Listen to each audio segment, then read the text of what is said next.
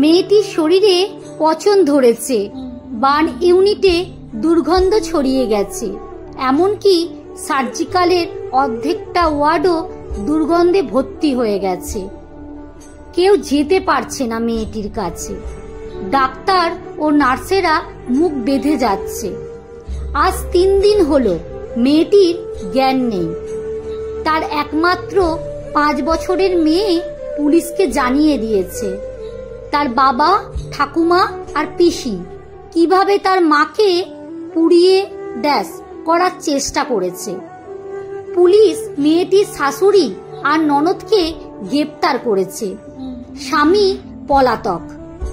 মেয়েটির মা বাবা দাদা চায় তাদের মেয়ের যারা এই অবস্থা করেছে তাদের কঠিন শাস্তি হোক। মেয়েটির মা বাবার জ্ঞান হারিয়েছে। এতটাই মেয়েটির শরীরে পচন ধরেছে, তার মায়ের ইচ্ছে থাকলেও তার কাছে যেতে পারছে না। মেয়েটির আত্মীয় স্বজন, পাড়া প্রতিবেশী সবাই চায় এর বিচার হোক। 5 দিনের মাথায় মেয়েটির জ্ঞান আসে, কিছু সময়ের জন্য। জ্ঞান আসতেই পুলিশরা ছুটে যায় তার কাছে এবং জিজ্ঞেস করে তার এই অবস্থার জন্য কে বা কারা দায়ী। মেয়েটি খুব কষ্ট করে বলে তার শ্বশুরবাড়ির লোক যতটা দায়ী অবশ্যই, কিন্তু তার চেয়েও সবচেয়ে বড় দায়ী তার বাপের বাড়ির লোক। এই কথা শুনে সবাই স্তব্ধ হয়ে যায়। মেয়েটির মা কান্নায় ভেঙে পড়ে। সে জল চাইতে থাকে।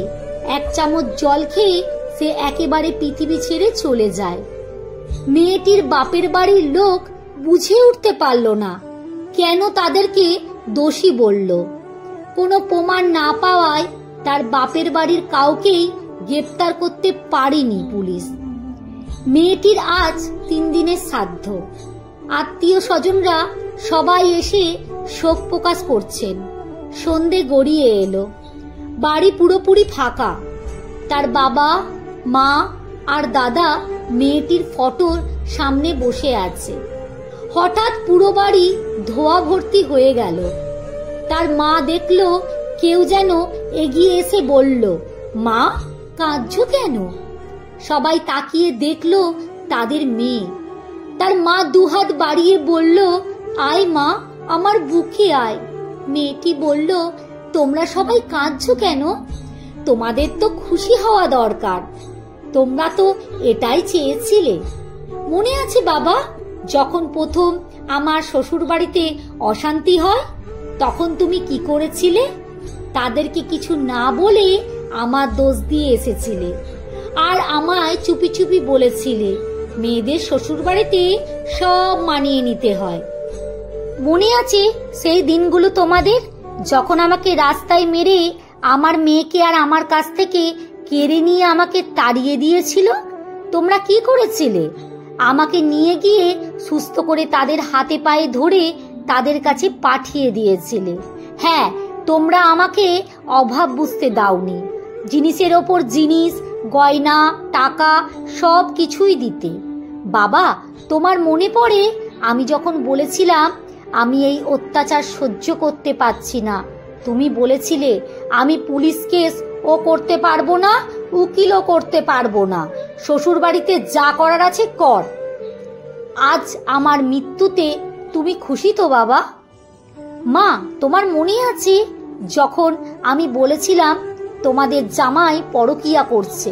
তুমি বলেছিলে ওই রকম পুরুষ মানুষরা একটু আধটু করে থাকে, তোকে তো কোনো অভাব দেয়নি বলেছিলে। মেয়েদের বিয়ে হয়ে শ্বশুর বাড়িতে যায় আর মৃত্যুর পর ওখান থেকে তাদের শেষ যাত্রা হয়, এটাই নিয়ম। আমার তো তাই হয়েছে মা, তাহলে তুমি কাঁদছো কেন? দাদা, মনে আছে যখন আমি তোদের বাড়িতে 1 মাস ছিলাম তুই আমার সাথে কি ব্যবহারটা করেছিলি? ভেবেছিলি আমি হয়তো তোদের সুখের সংসারের বোঝা হয়ে দাঁড়াবো। আজ তো আমি কারোর বোঝা নই, তাহলে কাঁদছিস কেন? আমার মৃত্যুর জন্য কি তোরা দায়ী নোস? তোরা কেউ আমাকে বাঁচতে দিসনি।